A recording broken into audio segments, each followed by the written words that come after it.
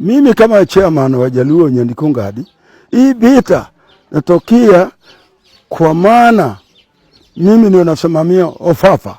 Kwa hivyo lazima Wajaluo sahi amuka.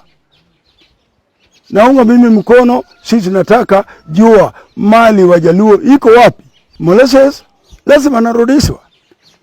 Luo Thrift lazima narudishwa. Na mali wengine Wajaluo iko kando. Iko naweza kuwa kwa mikono ya boma moja namna gani? Ni ilikuwa Jaluo kanti ine walisanya pesa kujenga hizo mali yao. Si wamekula molasses mpaka wamefunga. Luo Thrift walifunga mpaka hata nyumba walibadilisha jina. Saa hii molasses nini Ofafa wanataka kuchukua. Kwani Wajaluo ndio walikuwa samba yao. Hawezi kujitokeza, hawezi kutosa na hii kukula, wamekula sisi zaidi.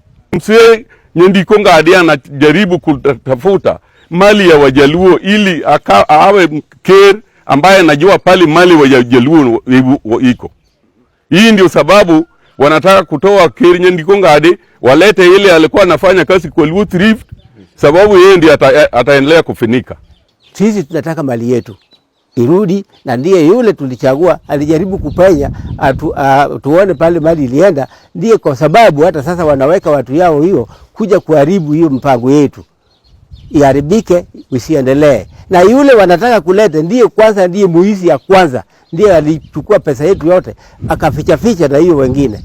Na hatutaki hiyo maneno iendelee namna hiyo. Tunataka wale kiongozi yote tulichagua waangalie nyuma na waangalie ile mali ya Wajaluo na wa Kenya mzima pale lienda. Tunataka hawa wakubalie wacha yule ambaye tulichagua afanye kazi yake, na tuone kama tunaweza pata mali yetu ile ilipotea irudi kwa mkono ya watu ya Nyanza. Hatuwezi kubali hiyo uchaguzi, sababu hiyo ni madharau. Hao mabei pale wanataka kuja ndio ker amesalewa. Na hata kama wanadharau yeye sana, sisi ni mtoto yetu, ni mzee wetu. Hatutakubali. Ile kitu tunataka. Luo walianza biashara ya Luo Thrift. Hii business ilianguka wapi na masamba ya Wajaluo iko wapi? Tukaanza tena biashara ya molasses. Mimi nimejitokeza, mimi nakisanya receipt 150. Mimi nataka jamii ya Kilua niletie receipt. Mimi napelekea lawyer, tunaenda kotini ili tudai haki yetu.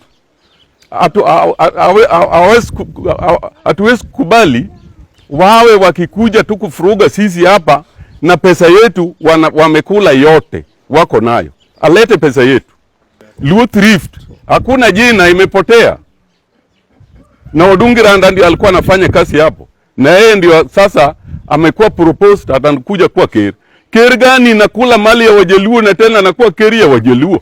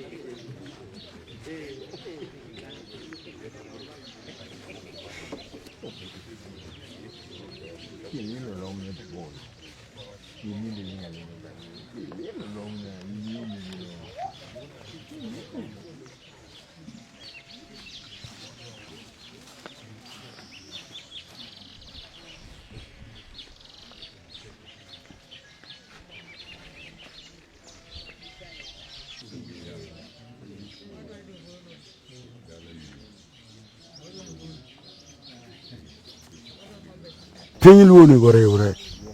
To ng'ama kelo pogruok e piny Luo waluonge gi nyinge kendo wakwere. Ni wagene